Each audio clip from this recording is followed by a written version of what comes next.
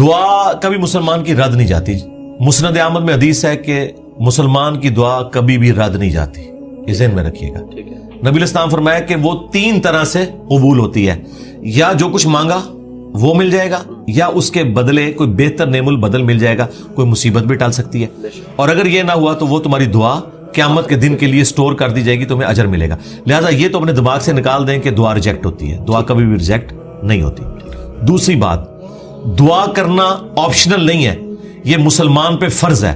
جو مسلمان دعا نہیں کرتا وہ اللہ کا نافرمان ہے, اللہ تعالیٰ کا باغی ہے, اللہ تعالیٰ اس سے ناراض ہوتا ہے.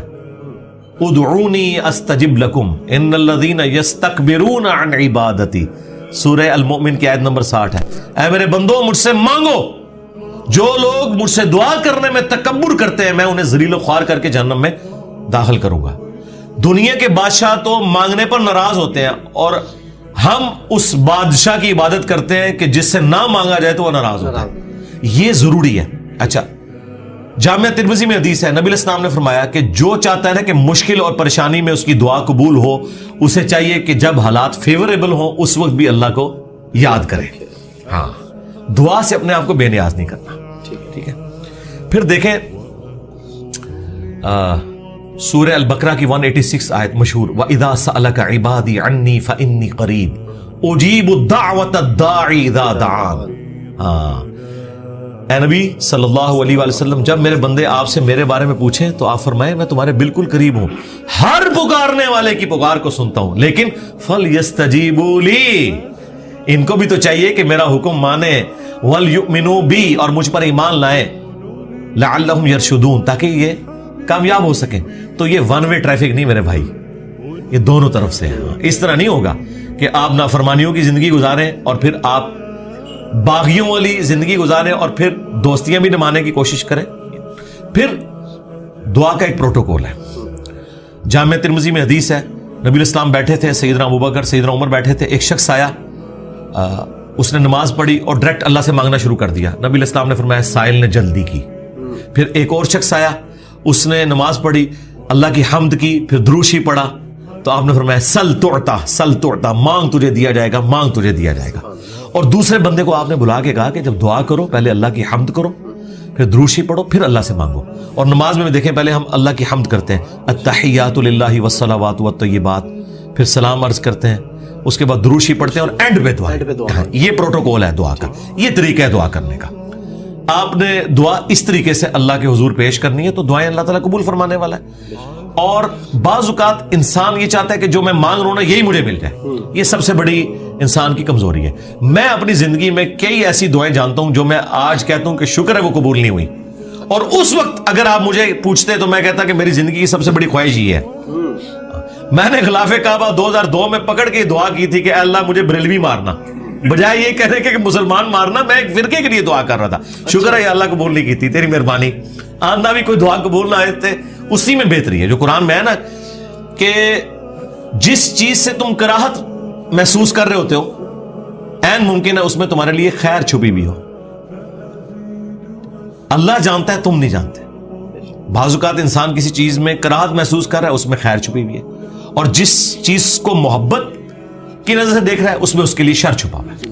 اس کو ڈاکٹر ذاکر نائک نے بڑی مثال پیاری دی تھی کہ آپ کا امریکہ میں کوئی بزنس ہو اور آپ نے فلائٹ سے پہنچنا ہو, میٹنگ ہو آپ کی, اور وہ میٹنگ آپ اٹینڈ کریں تو آپ کو کروڑوں کا بزنس ملنے والا ہے, اور اگر رہ جائے تو آپ کا اتنا نقصان ہو جائے گا سارے بزنس مین کے لیے. آپ جیسے ہی ٹریفک کے لیٹ ہونے کی وجہ سے ایئرپورٹ پہنچیں اور آپ کو پتا چلے کہ وہ جہاز اڑ گیا ہے جس میں آپ نے جانا تھا, تو آپ کہیں گے میری زندگی کی سب سے بری خبر تھی جو میں نے سنی. اور اسی گاڑی میں واپس آتے ہوئے آپ کو خبر ملے کہ وہ جہاز کریش کر گیا, تو آپ کہیں گے وہ میری زندگی کی سب سے بہترین خبر تھی جو میں نے اس وقت سنی تھی, شکر ہے میں نہیں بیٹھا اس میں. ایک ہی خبر تھوڑی دیر پہلے زندگی کی بدترین خبر تھی اور اگلے لمحے وہ سب سے اچھی. اچھا, اس چیز کو اللہ نے قرآن میں حضرت موسیٰ اور خضر کے واقعے میں سمجھایا جس میں وہ ایک بچے کی گردن مروڑ دیتے ہیں. وہ یہ نہیں ہے کہ یہاں کو پیر بچوں کی گردنیں مروڑیں گے, وہ فرشتہ تھا, وہ حضرت اسرائیل والا کام کر رہا تھا, اس کو اللہ تعالیٰ نے اتنی عمر بچے کو دینی تھی. لیکن اس کے جواب میں انہوں نے کیا کہا کہ تمہارے رب نے ارادہ کیا کہ اس سے بہتر اولاد انہیں دے, کیونکہ اس اولاد نے ذلیل کروانا تھا ماں باپ کو. تو مسئلہ تقدیر سمجھایا گیا نا کہ اگر کوئی تکلیف پہنچتی ہے تو آپ کو نہیں پتا. اور واصف علی واصف صاحب کہتے ہیں میں ایک دفعہ داتا دربار بیٹھا ہوا تھا, ایک بندہ دعا کر رہا تھا یا اللہ جو 25 سال پہلے میں نے دعا مانگی تھی وہ واپس لے لے, یہی وہ ریپیٹ کر رہا تھا. تو میں نے اسے بعد میں پوچھا کہ یہ آپ کیا بات کر رہے ہیں؟ تو کہنے لگا میری بیٹیاں ہی تھیں, ساری اچھی نکلی ہیں, لیکن میری تسلی نہیں ہوتی تھی. 25 سال پہلے میں نے ایک بیٹا مانگا رو رو کے, کتنی منتوں سے مرادوں سے, اور وہ چرس اور ہیروئن کے نشے میں پڑ گیا تو گھر کا سارا سامان اس نے بیچ دیا. تو بڑا بہتر کیا تھا اللہ نے جو مجھے بیٹا نہیں دیا ہوا تھا, تو یا اللہ وہ دعا واپس لے لے. ٹھیک ہے, اس لیے آپ نے اپنے معاملات کو ذرا دیکھ کے بھی چلنا ہوتا ہے, لیکن دعا ضرور مانگیں. اللہ تعالیٰ کے بارے میں پیسمسٹک نہ ہو, آپٹیمسٹک. نبی الاسلام کی حدیث ہے بخاری مسلم میں کہ کبھی یوں بھی دعا نہیں کرنی کہ اگر یا اللہ تو چاہے, اگر مگر نہیں, پورے پیشن سے مانگے, صحیح دعا مانگے. اور مسلم شریف میں حدیث ہے نبی الاسلام کہ ایک صحابی اتنے بیمار ہوئے کہ وہ ہڈیوں کا پنجر بن گئے. نبی الاسلام ان کی عادت کرنے گئے. آپ نے کہا کہ تو اللہ سے کیا مانگتا ہے یہ جو تیری حالت ہوئی ہوئی ہے؟ تو نے کہا یا رسول اللہ میں اللہ سے ایک ہی دعا مانگتا ہوں کہ اے اللہ جو تو نے مجھے آخرت میں عذاب دینا ہے نا دنیا میں ہی دے لے. نبی الاسلام نے کہا سبحان اللہ, اللہ پاک ہے, یہ تو نے کیا عقیدہ بنایا ہوا ہے. یعنی حضور جب حیران ہوتے تھے نا تو یعنی غلطیوں سے پاک تو اللہ ہی ہے, یہ کہتے تھے. وہ یہ تیرے اندر سکت ہے کہ تو دنیا میں بھی اللہ کا عذاب برداشت کر سکے, اور تجھے تو چاہیے تھا تو کہتا اللہم ربنا آتنا فی الدنیا حسنہ وفی الآخرۃ حسنۃ وقنا عذاب النار. اے اللہ مجھے دنیا میں بھی بھلائیاں عطا فرما, آخرت میں بھی بھلائیاں عطا فرما, اور آخرت کی سب سے بڑی بھلائی مجھے دے وقنا عذاب النار, جہنم کی آگ سے بچا لے. تو نبی الاسلام نے کہا یہ پڑھ. اس نے پڑھنا شروع کیا. صحابہ کرام کہتے ہیں کچھ دنوں بعد وہ ایسے ہو گیا جیسے مردہ زندہ ہو جاتا ہے, بالکل ٹھیک ہو گیا. ٹھیک ہے, تو اندازہ کریں کہ بعض اوقات ہماری اپنی مس ہینڈلنگ ہوتی ہے. پھر نبی الاسلام نے کچھ ہمیں راستہ بھی بتایا ہے. بخاری مسلم میں حدیث ہے جس کی یہ خواہش ہو کہ اس کی عمر دراز ہو جائے اور اس کے رزق میں برکت ہو. یہی دو دعائیں ہیں جس کے پیچھے لوگ درباروں پہ بھی جاتے ہیں, ادھر ادھر ذلیل ہوتے ہیں کہ جی صحت والی زندگی ہو, لمبی ہو, ظاہر انسان کے اندر اللہ نے خواہش رکھی ہے, اور فراخی ہو. نبی الاسلام نے یہ دونوں چیزیں گنوائی. بخاری مسلم کے الفاظ ہیں جو یہ چاہتا ہے نا وہ اپنے رشتہ داروں کے ساتھ اس نے سلوک کرے, شریکہ نال. پنجابی کہتے ہیں شریکہ نال, کیونکہ انسان دوسروں پہ لگا لیتا ہے, شریکہ نو نہیں دیتا. جدھر یعنی آپ کے وہ کامن انٹرسٹ ہوتے ہیں نا, وہ شریک ہوتے ہیں نا وہ, اس لیے آپ دیکھیں یہ سارے تعویذ دھاگے بھی شریک کرواتے ہیں. کبھی کسی محلے دار نے کسی پہ تعویذ نہیں کرایا, وہ آپ کی شریک ہی کروا رہے ہوتے ہیں. جہاں جیلسی فیکٹر تھا وہیں خرچ کرنے کے اوپر اللہ تعالیٰ نے اجر رکھا ہوا ہے, اور یہ آپ کے اوپر کتنی بڑی آزمائش ہے.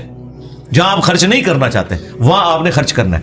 اب جو آپ نے وسیلہ اور توسل کی بات کی, وہ صحیح بخاری میں حدیث ہے 1010 نمبر حدیث 1010 کہ حضرت عمر فاروق رضی اللہ تعالیٰ عنہ کے دور میں جب قحط پڑ جاتا تو وہ دعا کرتے اللہم, اللہ تعالیٰ کو مخاطب کر کے کہ اے اللہ انا کننا نتوسل الیک بنبینا, پہلے ہم تیرے نبی سے دعائیں کروایا کرتے تھے, اب ان کی وفات کے بعد ان کے چچا کو لے کے آئے, ان کی دعا کی برکت سے بارش نازل فرما, اور وہ بارش نازل ہو جاتی. یہ حضرت عمر نے امت کو عقیدہ دیا ہے کہ توسل اور وسیلہ یہ نہیں ہے کہ کسی کے واسطے آپ نے ڈالنے اللہ کو, بلکہ یہ ہے کہ اس نیک بندے سے جا کے دعا کروانی ہے. بخاری مسلم میں ہے کہ بارش نہیں ہوتی تھی, صحابہ کرام نبی علیہ السلام سے دعا کرواتے تھے, دعا کی برکت سے بارش ہو جاتی تھی. اب قبر رسول پہ جا کے آپ نے نبی علیہ السلام سے کوئی نہیں مانگنا. ہاں وہ دعاؤں کی قبولیت کی جگہ ہے, وہاں کھڑے ہوں صلاۃ والسلام عرض کریں. 4 کتابوں میں موجود ہے, المصنف ابن ابی شیبہ میں, سنن کبری البیہقی میں, الموطأ امام مالک میں, فضل الصلاۃ علی النبی کے اندر کہ صحابہ کرام اور خصوصاً ابن عمر کے بارے میں کہ مسجد نبوی میں وہ آتے, پہلے سفر پہ جاتے یا واپس آتے, پہلے مسجد نبوی میں 2 نفل پڑھتے اور قبر رسول پر آ کے عرض کرتے السلام علیک یا رسول اللہ, السلام علیک یا ابا بکر, السلام علیک یا عمر. ایک روایت میں السلام علیک یا ابتا, میرے باپ آپ پر سلام ہو.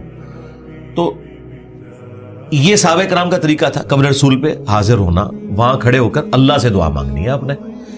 آپ نے کسی یعنی بزرگ سے یا پیغمبر سے ڈائریکٹ نہیں مانگنی, اور نہ واسطے ڈالنے ہیں. دیکھیں قرآن میں 40 کے قریب دعائیں آئی ہیں, سب ربنا کے ساتھ ہیں, کوئی وسیلے واسطے نہیں ہے اس میں. مجھے نہیں سمجھ آتی آپ وسیلے واسطے سے بھی آگے جا کے یہ ڈائریکٹ بزرگوں کو پکارتے ہیں, یا علی مدد کہتے ہیں, یا شیخ عبد القادر جیلانی مدد کہتے ہیں. ان سے پوچھو کہ اللہ کے بندو کیا مولا علی علیہ السلام نے کسی کا واسطہ ڈال کے کبھی دعا کی ہے یا اسے پکارا ہے؟ شیعہ کی جو سب سے اتھینٹک کتاب ہے نا مولا علی کے خطبات نہج البلاغہ, اس میں ایک خطبہ موجود ہے اپنے بیٹے کو انہوں نے کچھ نصیحتیں کی ہیں. اس میں انہوں نے کہا کہ حسن یاد رکھنا تم اس کی اولاد ہو جس نے عنقریب مر کے مٹی ہو جانا ہے. بقا صرف اللہ کی ذات کو ہے.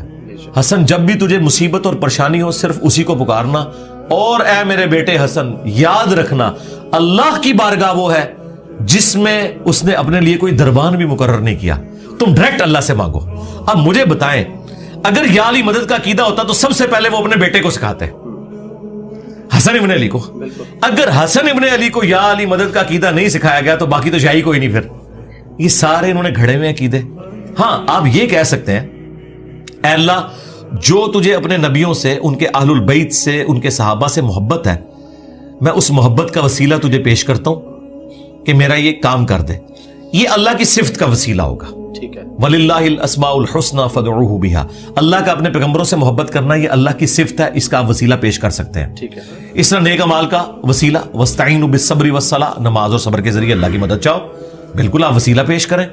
وہ 3 لوگ وہ غار میں پھنس گئے تھے, بخاری مسلم میں آتا ہے, انہوں نے اپنے عمل کا وسیلہ پیش کیا. یہ آپ کریں, بالکل کریں, اس میں تو کوئی شک والی بات نہیں. لیکن یہ جو واسطے ڈالنا فلانے دا صدقہ یہ کوئی ثابت نہیں میرے بھائی. اس طرح کی کوئی روایت اصول محدثین کے اوپر صحیح نہیں ہے جی.